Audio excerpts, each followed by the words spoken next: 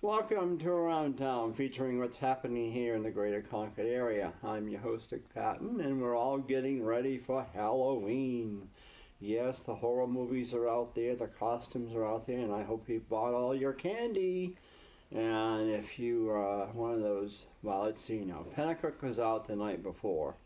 They're gate night up there on the 30th, and Boston is too. But don't forget, if you're one of the lucky ones, go up on Auburn Street and Liberty at that area and you get some ice cream.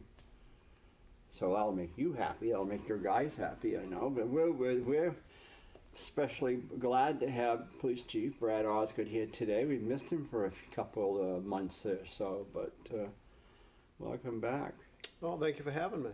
Oh, you know we love having you here, you know that.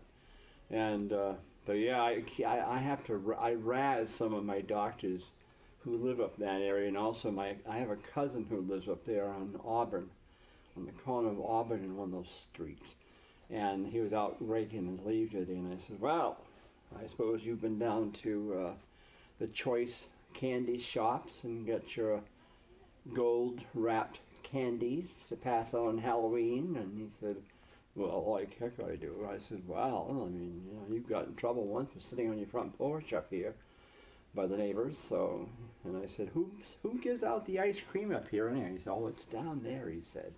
And they have big tables out there, and they have a bunch of people that work on it. That must be amazing.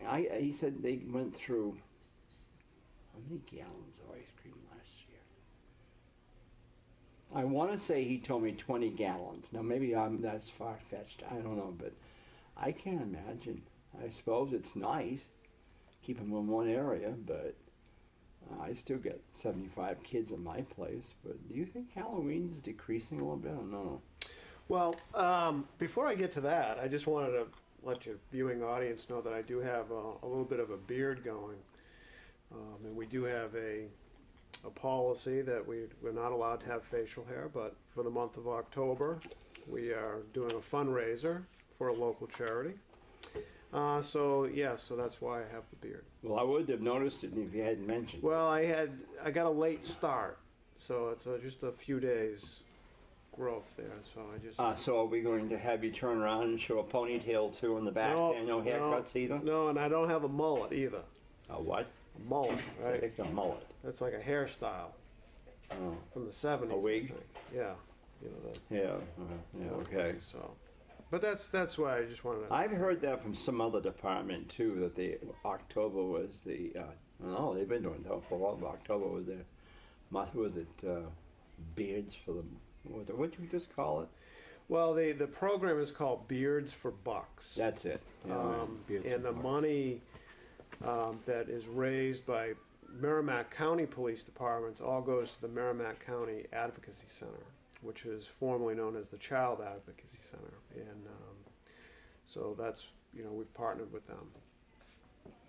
And I think it's a good cause, and probably about 75% of the department participates in some form or fashion. Well, I hope by the next time you come on here, that's shaved. Well, yeah, I hope so too. You just don't look right. You just, now that you've mentioned it, I have to look even closer now. But you just don't. I just can't picture you with a beard. Yeah, no, it's I got a slow start. I had to. Well, I'm glad you did. I had to go to a wedding and I had to, shave it off. Oh, good. Glad you did. Yeah. But let's talk about Halloween and. Yes, Halloween. Halloween, you're talking about the Liberty, the Auburn Street section of the city where they actually have a road closure. The city council. Well, that's the Grand High Society up there. Right. And for those that go up to that neighborhood and participate in the event, there's a couple of things. Is it's well populated. It's well run. The residents on the street do a tremendous job, and it's really a community little block party, if you will. Oh, really? And we'll have police officers up in that whole area on bicycles and the mountain bikes. But I mean, it's a safe. It's safe and it's well done, and I just think, I actually think it's great. Because I do think that, as one of the things you said, is that it seems like trick-or-treating, if you will, is kind of declining from years, you know, that you've been around. You've probably seen a decline in trick-or-treating. You see Wow. communities hosting or doing trick-or-treating on Sunday, you know, from 1 in the afternoon till 4, which is not traditional from what we believe in, right? And so, you know, it's, I think that when neighborhoods put together this, like, almost like a block party, and they do special things, like you said, ice cream, I think that makes it very creative, and it gets people more passionate about it and coming out and being with their neighbors, and I think that's all good. Well, now I'll take you back a little bit of history. Back in the early 70s, there was a lot of problems nationwide with Halloween. People were doing stupid things like needles and apples and candies and all that stuff, and so for a couple of years there, for 2-3 years, it was a little bit people weren't going out much. But in Concord here, what I did was, on the Heights, I organized a Halloween parade, and that was probably the second year of my doing the Christmas parade, where I organized the Halloween parade. And the first year, they marched down Pembroke Road. It was dark, a little bit darker than I thought it would be, but anyway. Then the next year, we went over on Loudon Road and marched down from the bank down to Canterbury Road and went into the park and stuff, and we had activities going on in the park. We had a band concert there, and we had games and stuff, and it was really very well attended. But the next year, the third year, I don't know what happened, but we didn't do it, and Halloween was starting to come back again as a big deal, and you know, it was all done on donations the first 2 years, and you know, we just didn't have the money, so. But that's what we did up on the Heights that year, and we had good crowds up there.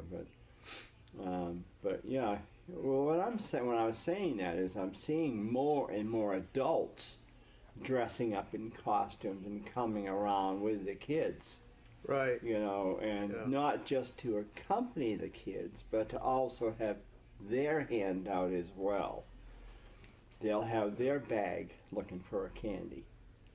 Yeah, I mean, it's been a long time, but I really encourage, especially you know, parents to accompany their kids. No, you know, we live in a well, my folks did. We live in a different world today. My folks did. Yeah, I encourage that, and you know, as the kids get a little older, the leash may be a little longer, but as long as they're within sight of their parents, I think that's acceptable.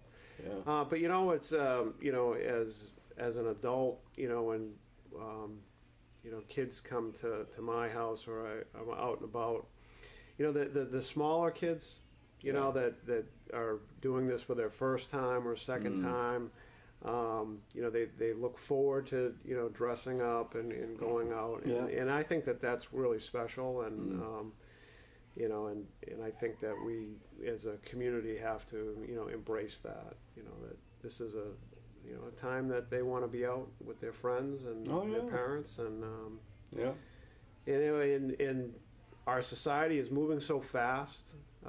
People have jobs to get to, and they're coming home from jobs. You know, people are stressed in their lives, and on this particular night, or the 2 nights, you know, one up in the Pinnacle area, down in Concord, we really have to exercise, you know, a lot of caution when navigating the roadways. I mean, we always started out. I mean, my folks went. My folks took us and my cousins, and we would start out on the Heights. We strictly stayed on the Heights. We didn't go any, and then again, we just, certain streets we went on, even before, that was before they built Royal Gardens and all that stuff. They had just barely built a couple of streets on Birdland, that's what they called, but yeah, and Havenwood wasn't even built then. But it was, you know, we went on, we usually got a good size.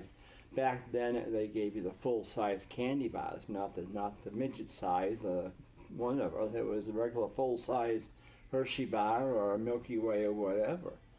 But, and you generally knew the people that you were going to, you know, even though, Right. I mean, East Side Drive to Loudon Road to Chase Street, Dudley Drive, and Pembroke Road, and some of those. We all my folks were very. They knew those people, and they had no problem, you know, us going there. But they were right there to watch us, boy. They did not let us go by ourselves. Right. And the gate night thing, I still don't understand gate night up there in Pennacook, Boston. I don't get that. But all I know is that the Pennacook kids always come down to Concord the next night. You've always heard that. Yeah. There was a report written, it has to be 10 years ago maybe, or more, about why there's a difference between the Halloween in Pennacook and Concord, and the history behind that. And I've read that report. It was presented to the city council. I just can't remember the I can't reason. remember. We had friends up there in Packard. I still can't remember what. I heard the reasoning for it, but I still don't remember what it was. But you know, we always look forward to the candy, and we used to have a growly face if we got an apple or stuff, because if we ever got cookies or that, my folks would never let us have them, even the apples. They don't, because you never know. I mean, that was the thing. Yeah, but the candy bars pretty much were, if they were, you know, already wrapped, and they wouldn't worry. But yeah, the other thing too, I mean, parents have to be mindful of is, you know, a lot of kids have food allergies. You know, you think about the allergies to peanut butter. Today. It's true. And so when there are a lot of kids that like the peanut butter snacks, or the candy, if you will, but you know, as a homeowner, you know, you have to be mindful that you know, you may have visitors that are allergic to that, and so maybe you just steer clear of that type of a product. I don't know. I always make baggies up with some candy, but with Halloween pencils, other little Halloween novelties like rings or whatever, erasers or all that stuff. I put that in the bag. We do, and we pass them out. And we usually get between 75 to 100.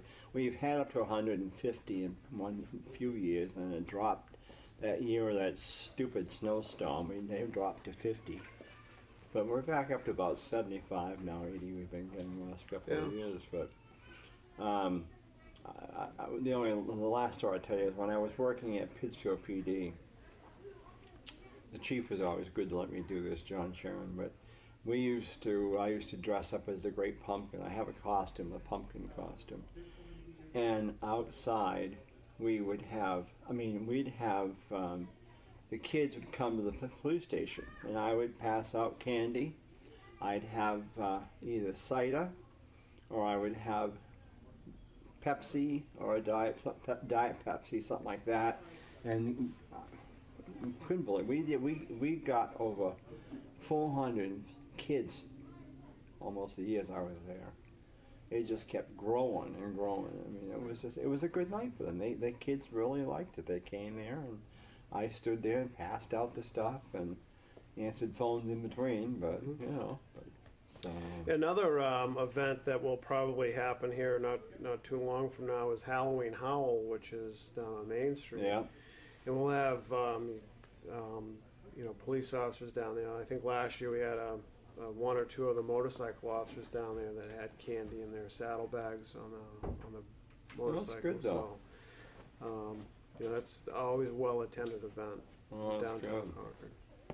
So you got it busy now. The bicycle patrol, I assume, is going to be putting up their bikes for a while soon, or what? Yeah, they usually. I mean, they'll go as late as you know, the day after Thanksgiving. Really? They'll do the mall and a bunch of they'll patrol those. You know, as long as the weather is good. They'll be out on Halloween for sure. But then, yeah, usually right after Thanksgiving, yeah, they put the bikes up for the season. Recently, about a couple of weeks ago, I was driving, was it West Street to Broadway? The bikes were all together, single file going up South Main onto West Street. Down west they were going, and I think either down Broadway or south they were heading that way, or somewhere that area. And I was going to call you and ask you what was that all about? Was there like 6 or 8 of them? Oh, there was at least probably 20 of them, I thought. Okay. Yeah. Yeah, so one of the things that we've been doing recently is we have 2 officers that are certified instructors for police mountain bike training. They may be the only instructors in the state of New Hampshire that teach this particular course.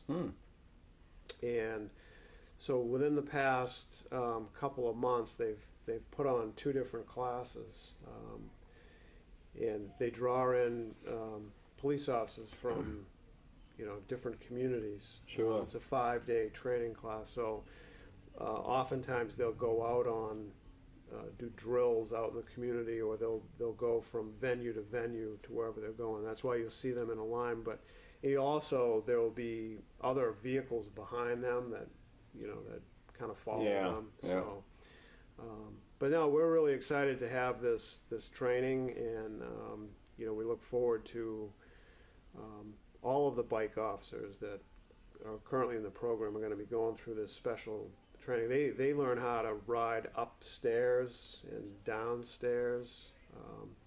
Hey, what? Yeah, they can actually ride upstairs, like the State House stairs. They can ride downstairs. They practice all sorts of different techniques. You heard the old saying, it's like riding a bike, which we take to mean that it's simple, but some of the skills that they have on a bike are pretty remarkable. Now wait a minute. Now you tell me that they go up those. You talking about the front steps of the State House, or inside those steps upstairs? No, the granite steps. They can ride up those steps and ride down them. The granite steps. Mm-hmm. But once they go in the State House, they wouldn't take their bike up those steps. No, they wouldn't ride up inside them.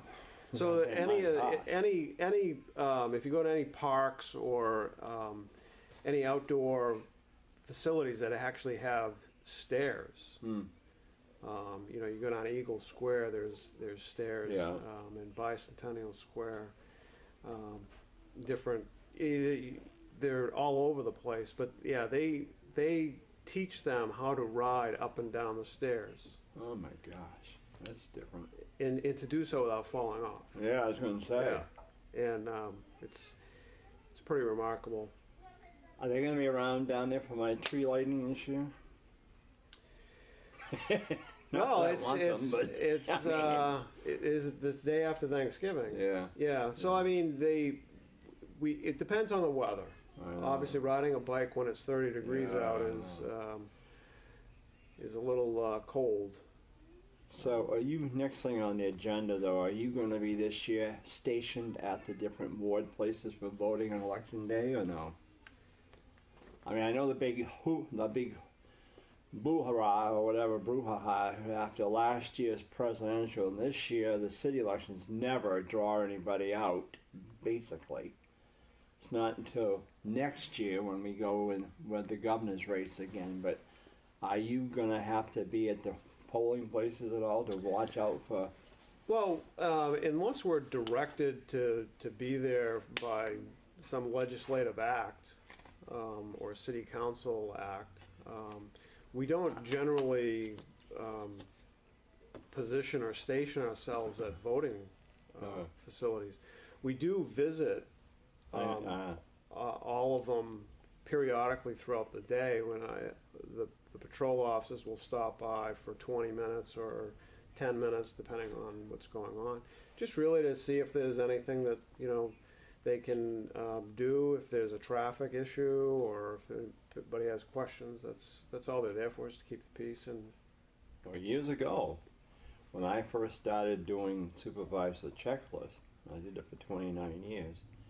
The officers used to come over to the ward places at the end of the night and drive the moderator and the ward clerk down to City Hall with the ballots, or the State House, wherever they were going at that time.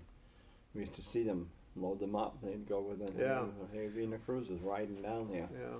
We used to do a lot of things 30 years ago Oh, I know, that we yeah. don't do anymore today. Yeah. And, How about Keno? Concord's going to vote on Keno on election day. How do you like that one?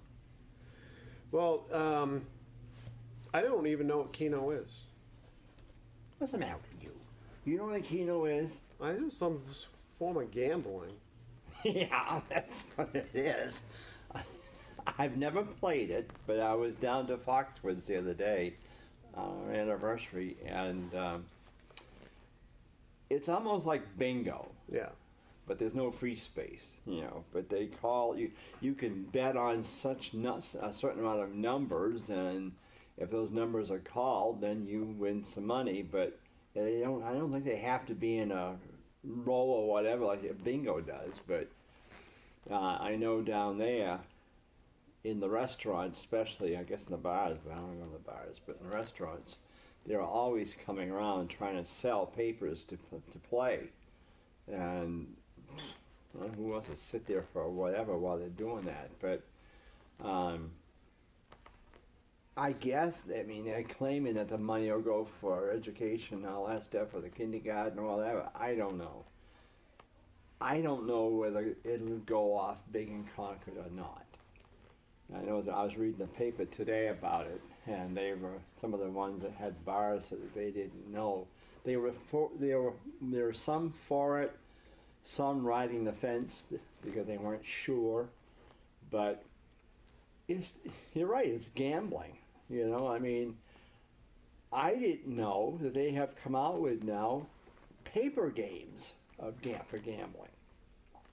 Yeah. I didn't know it. Because then you have all these, you know, scratch tickets there, the $1, $2, up to $25 cards. Now you can get a paper paper game, and you pay either $1, $2, $5, $10, or whatever else, how high it goes. And if you have three numbers or three of the same number crossed on different lines, you win anywhere from $2 up to $350, or the jackpot. You know, I thought, and they don't want a casino, but yet they got all these games. It's amazing. Yeah. You know, Brad. But I mean, I respect the people's decisions. That's what they want to do. Is if they want to, you know, buy a scratch ticket, a Powerball ticket, they want to play Keno, they want to play bingo, they want lotteries, whatever. I know that's up to them. That's nothing that I'm really into or involved in personally. I'd rather spend my money on going on vacation. was that going to add more problems for your department, more responsibility? They're going to have to go around to these different out places to monitor these games, or if somebody gets into a battle or something? I mean, well, I think that the monitoring of the game itself and any of the regulations would fall upon, like, say, the Lottery Commission or some state agency like that. But, you know, if you have, you know, excessive crowds and, you know, there are problems because of this, then we would be called in to keep the peace, if you will. And I don't suspect that that's going to be too much of an issue, given the, you know, the temper right now is everybody's, like you said, is some like, hey, I want it, I'm not. So I don't know. We'll see. I don't know. I haven't gotten into that. Bingo I used to call when I was a member of the Ouch years ago, but I mean, you've got the money. Of course, again, the more you bet, the bigger prize you're going to get if you have the numbers. Yeah. You know, I'm not a big fan of, you know, personally, I'm not a big fan of, you know, trying to solve a problem by, you know, you know, for instance, let's legalize marijuana so we can tax it and solve our revenue problems, right? Let's create casinos and things so that we can solve our revenue problems, right? So I mean, you create casinos and Keno and you legalize marijuana for whatever reason, but not because you need to make money. Oh yeah. That's my opinion. Yeah. And I don't believe in legalizing marijuana. So I just want to get that out there. Oh, good. Glad you did. I'll have to call my state rep. Who is your rep? Not me. But I'm talking to a state rep. Oh yes, yes you are. I thought you might give away where I can come to your house on Halloween and get some candy. But well, time's coming down there. But before I forget it, Patch the pony has been retired, right? Long time, yeah. Yeah, that's no longer. It's no longer. You don't no longer have that, do you? No. Patch the ponies. I believe the owners have passed away themselves. Really? So, yeah. Interesting. Well, next time I'll see you hopefully in November, but I know the parade is coming up on November 18th, and we'll see your gals and guys out there that day, I know, and here in the Heights, and the parade's shaping up good, so donations are down as usual for both events, but, you know, it should be a good time. Get the holiday season. Isn't it something, the holiday season off to a... Just please watch the tree on the plaza this year if you can. We will. We bought I won't say we bought, but somebody, I can say it, I'm going to say it now. Justin Spencer from Recycled Percussion donated 2,000 lights for the tree. I just got them 2 days ago, and the state has them. The city has one bundle. I'm not fond of LED lights because they're not bright enough like the regular ones. They say these are. I hope so. But he bought 2,000, donated them to us. So. Well, thank you, Justin, for doing that. I know it. He's been doing a lot of nice things in the state here recently, and I wrote him a letter back a few months ago, and I just asked him if there's anything he could do to help us out. My gosh, I couldn't believe it. He wrote me, because he used to be in the parade when he was a kid. So, well, with that in mind, well, thank you again for coming in and getting back on the show, and we'll look forward to seeing you next month, and happy Halloween, and keep your men and women safe out there for the trick-or-treaters and all that stuff. I always worry about them, and we'll see you soon. So with that in mind, have a great day, great time, and happy Halloween to everybody out there, and thanks to my director Ian, and we'll see you all soon on Around Town. I'm your host, Dick Patten.